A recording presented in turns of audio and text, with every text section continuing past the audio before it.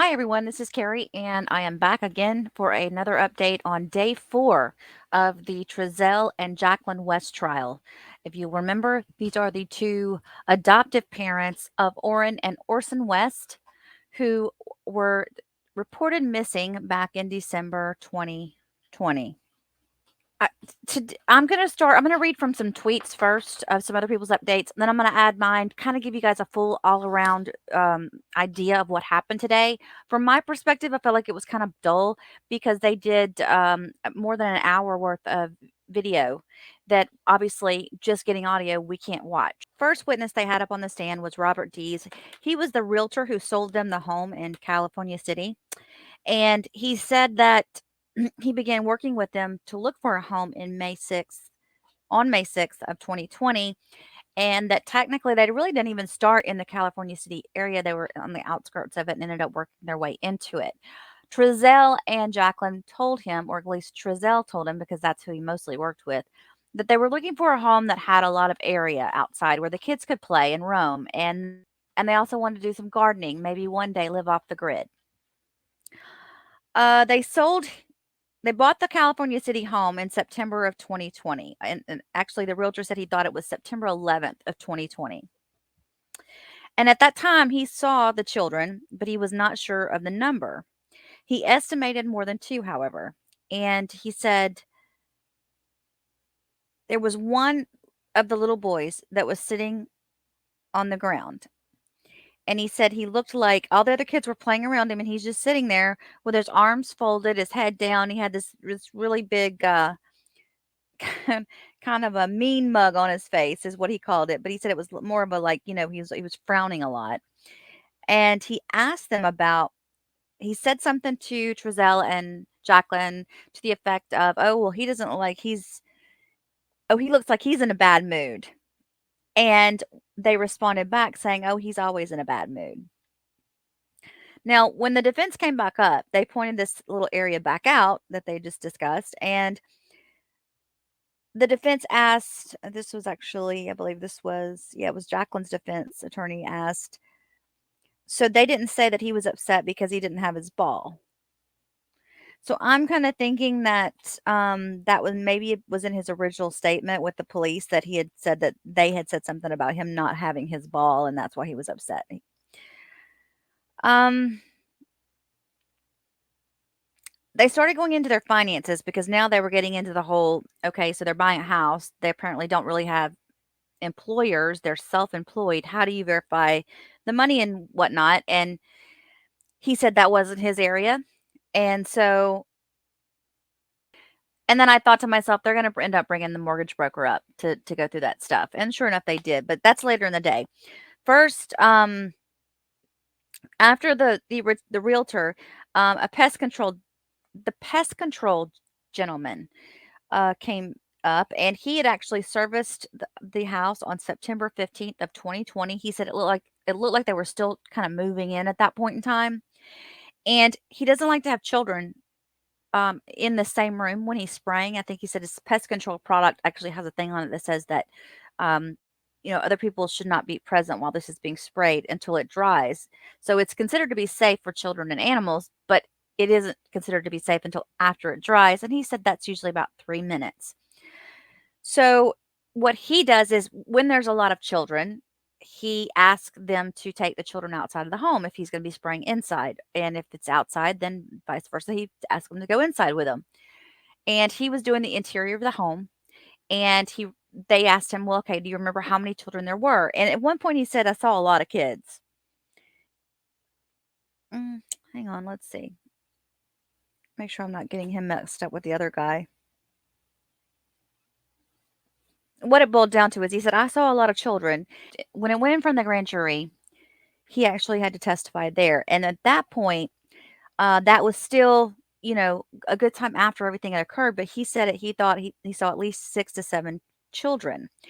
Then today on the stand, he said, it's been so long, but he said at least 4 to 5 kids that he saw in the home, them take them out, they put them in the van.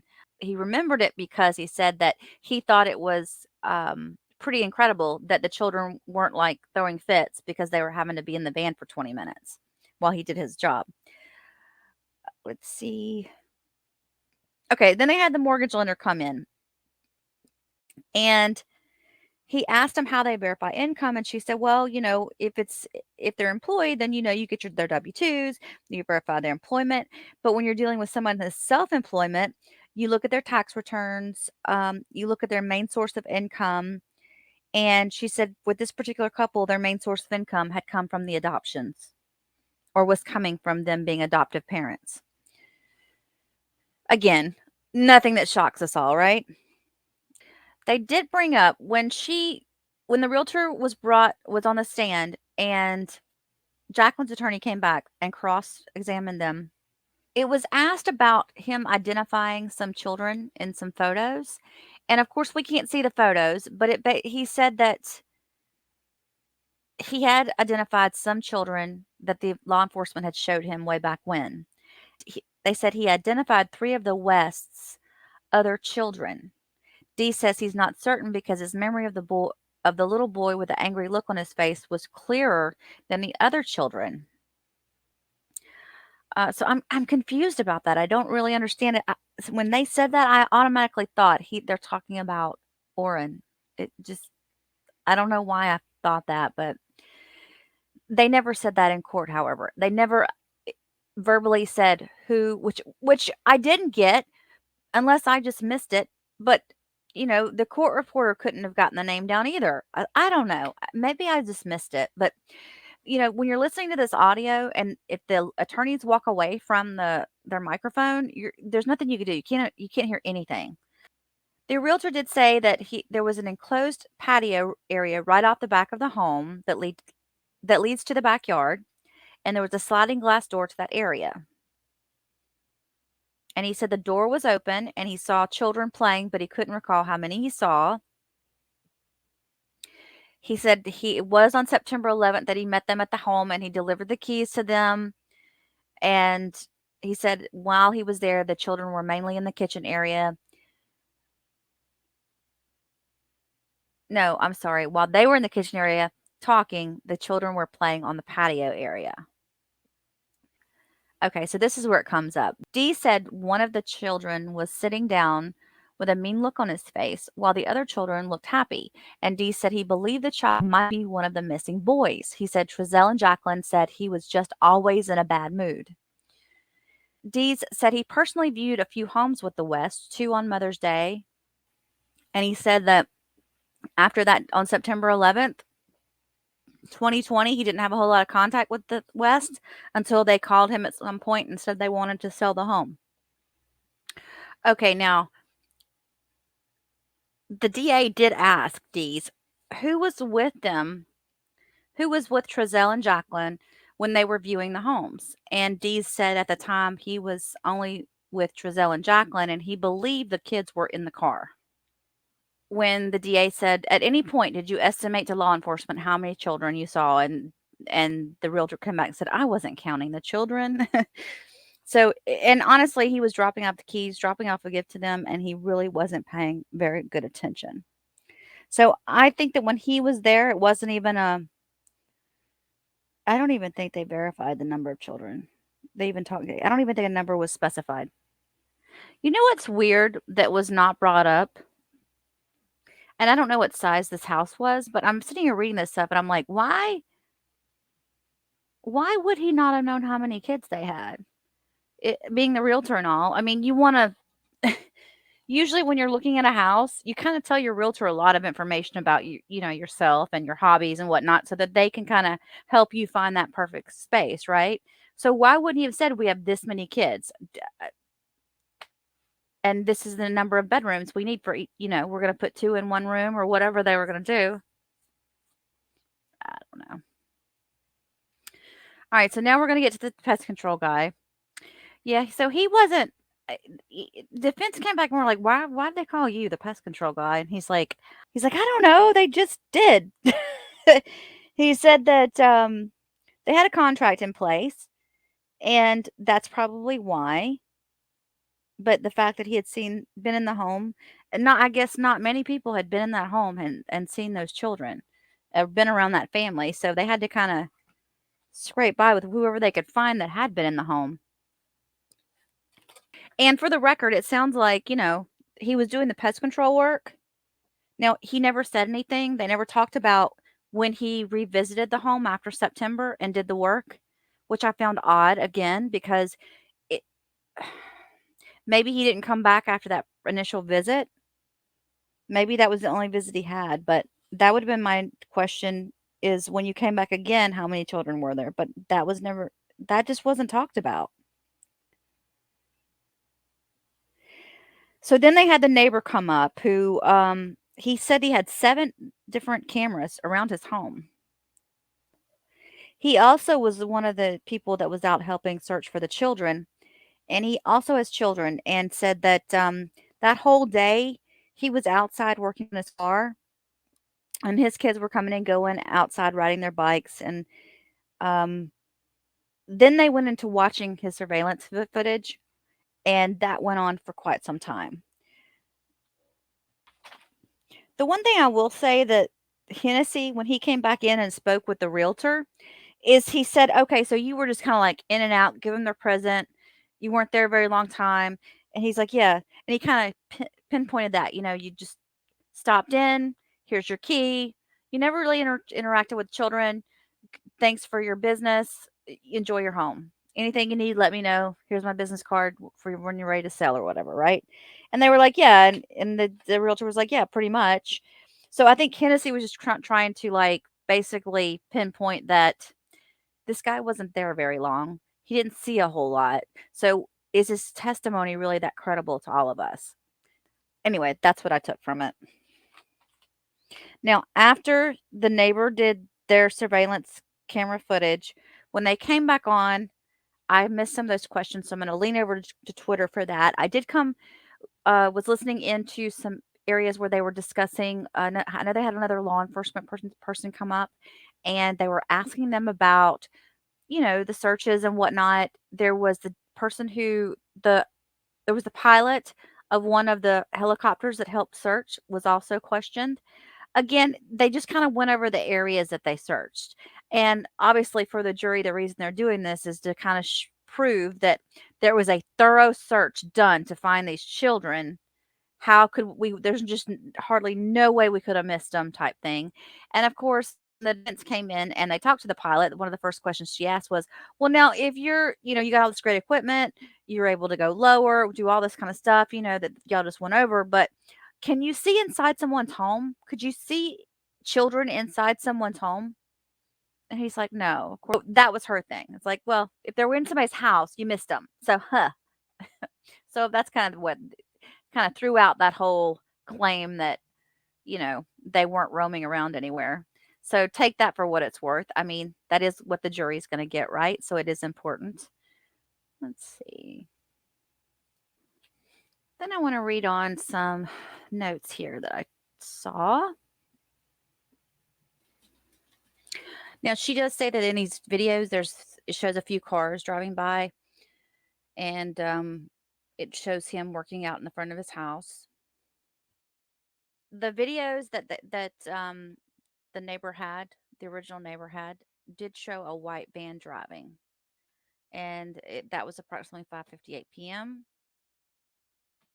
The neighbor said his other cameras show the van pull up from the side of a house. The neighbor was asked if he could see the video recordings from the other surveillance cameras on his house. And so Hennessy is pulling up the video logs. Oh, then Hennessy points out that 19 minutes was skipped between two of the clips.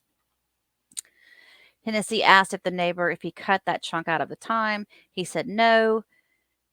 He asked, to his knowledge, everything recorded on his DVR from his camera that night was turned over. He said yes.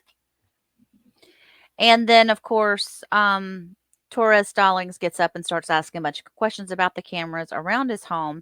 And she was trying to establish through all the stills of the recordings where the different cameras were angled. And they're just showing like various stills in the camera. So I don't know if she's trying to make a point that did you miss this area or something?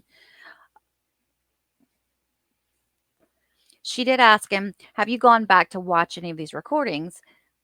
and asked him how long the videos were saved for.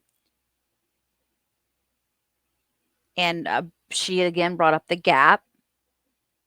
He wasn't sure why there was a huge time gap, and he confirmed that he had turned everything over. Now, Torres Stalling asked about a woman the neighbor mentioned earlier, and he stated that he saw her driving near the white van. He said he saw her driving around before he saw police. So he thought she was like driving around trying to help find the kids. I think Torres Stallings kept playing on that and talking about, well, where did she go? How was she acting? What was she doing? Then she was circling around the neighborhood.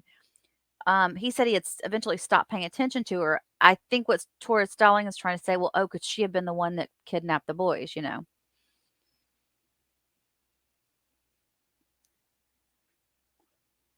She asked him, do you know if any of the cars that were passing by ever turned down 109 or 108? And he said no. She asked him if he talked to law enforcement that night, and he said that he had talked to Officer Hansen and that no one had seized his surveillance video that night. Oh, so then the DA comes back up and goes, okay, so these cameras here and here, these are motion activated, right? The neighbor says, prior to law enforcement, he didn't see anyone going down 108. He's like, yeah, they're motion activated. He's like, so if there was a gap in time, that would be why. He's like, yeah. All right. So then he said, basically, the neighbor had said prior to law enforcement, he didn't see anyone going down 108. And he testified that he did not see two toddlers walking down Aspen Avenue.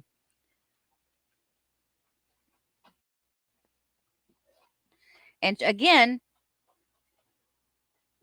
Hennessy starts asking about this missing time frame of the recordings and trying to clarify the motion activated or recording continuously. And I guess that was a big confusion. And they asked him if Hennessy said, well, do you ever go back and watch these recordings? He's like, no, not unless I need to, like not without a reason. And then Hennessy was asking the neighbor about his grand jury testimony that he claimed then that he saw a Saturn SUV driving before he saw Trezell's white van. And he said, yeah. And he said, well, okay, just, I guess he was just trying to make that point that there were other vehicles. Again, you know, other people that could have picked up the children. And the DA was asking the neighbor about when he saw that Saturn in the van. All that happened around 5:58 p.m., which we already said. Now the DA came back and go, well, how long between when you saw that van, that white van driving around, and when you saw the SUV? And he said about 10 minutes. And they just kept going back and forth on these clips. And then Zachary Edwards from the California Highway Patrol came up. And he was the flight officer paramedic that was assigned to doing the surveillance over the area, trying to help with the search. And they talked a lot about how their helicopters are heavily equipped with cameras and infrared cameras, infrared goggles. So you guys know what that means, right? Basically, they can detect heat. Does anybody remember seeing when they flew over, finding the kid that did one of the kids that did the bombing in the Boston marathon bombing? You remember that big? I'll never forget this. I'm seeing that footage of when the helicopter was hovering over the boat, and you could tell that there was somebody in the boat hiding. That's infrared. They talked about how they do their searching points. You know, like how do you establish the starting point, and then, you know, kind of find your way around the area and whatnot. They said lay of the land. Edwards said that his initial search was around an hour and a half, and then they refueled, and then they did another hour and a half search. And then Smith brought up the flight path that they took that circled the area and shows the initial orbits where closely concentrated to the Cal City home. And of course, it shows even to where they go back to the airport for the refuel and stuff. So let's see. Smith did ask, the DA did ask, why did you guys leave only after 2 hours, or that second refuel? Why did you leave at that point? And he said he cannot recall why they called off the search at that time. Then Hennessy gets up and he's like, okay, well, let's pull up the flight path. And he started asking about his decisions that he made on what area to search and what not, what path, why he flew in the areas that he flew in. And the pilot did tell him, he said, this wasn't our decision as to where we were supposed to go. We were given an area that we were told to, kind of go around. And then Taurus Stallings, who is Jacqueline's attorney, gets up and she starts asking about the infrared system. And then, of course, this is the part where she brings up, yeah, but you can't tell if it's inside a home, you can't see through the home, right? And he's like, no, okay. All right. So then she made her point there. She said, can you pick up a person in a vehicle?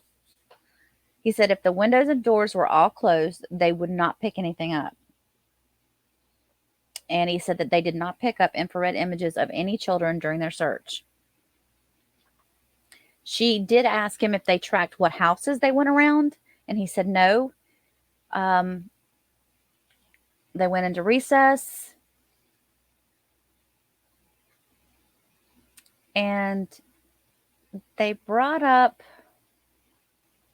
another officer who said he was not originally involved in the investigation, but decided to canvass the scene of the following day. He did not author a report on his findings, but he had a body-worn camera, and they were playing that portion of the footage for the court to watch. He walked up to the home, and he was being shown around the house by Trezell,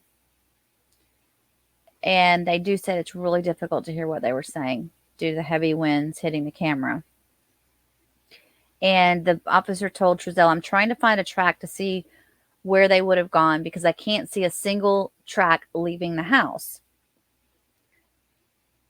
When that was all over with, the DA asked him what kind of information he was hoping to get from Trezell, and he said he was looking for something that could tell him where the boys might have gone. Okay, and then Taurus Stallings, Jacqueline's attorney, gets up and she starts asking him about his training regarding note-taking and writing reports. So again, she's touching on this, right? Because she hit that first officer with this. She then confirmed that he did not write a report about what happened when he went to the West home. She asked him if he reviewed any reports or the body cam footage before coming to testify today. She's doing the same thing she did to the other guy. He said he did not. She asked if today was the first time he had watched the entirety of the body cam footage, and he said yes.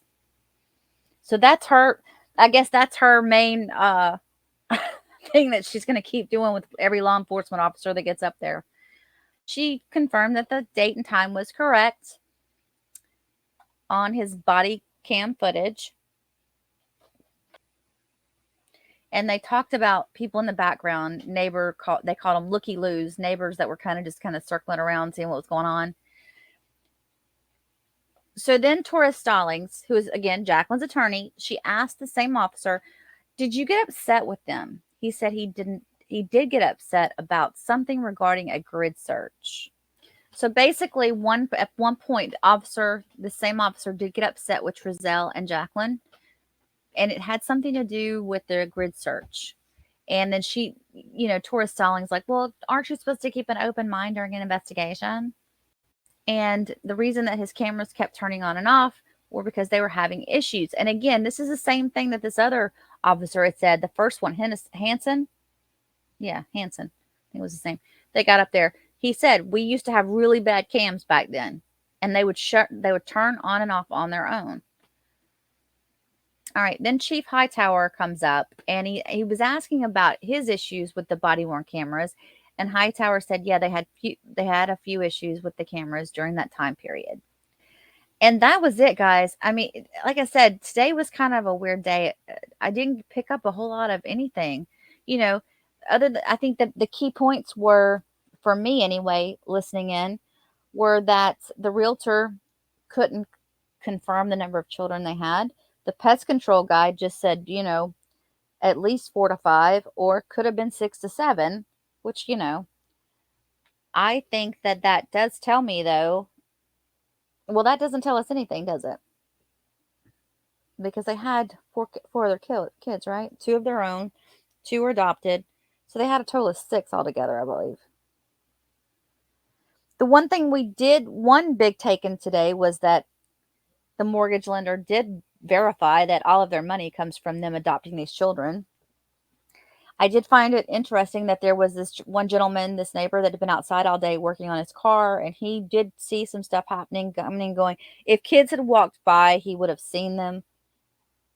Especially if he'd have seen two, with him being a father, if he'd have seen two little boys walking by themselves, he definitely would. That would have stood out to him, and he probably would have intervened and tried to help them find their homes.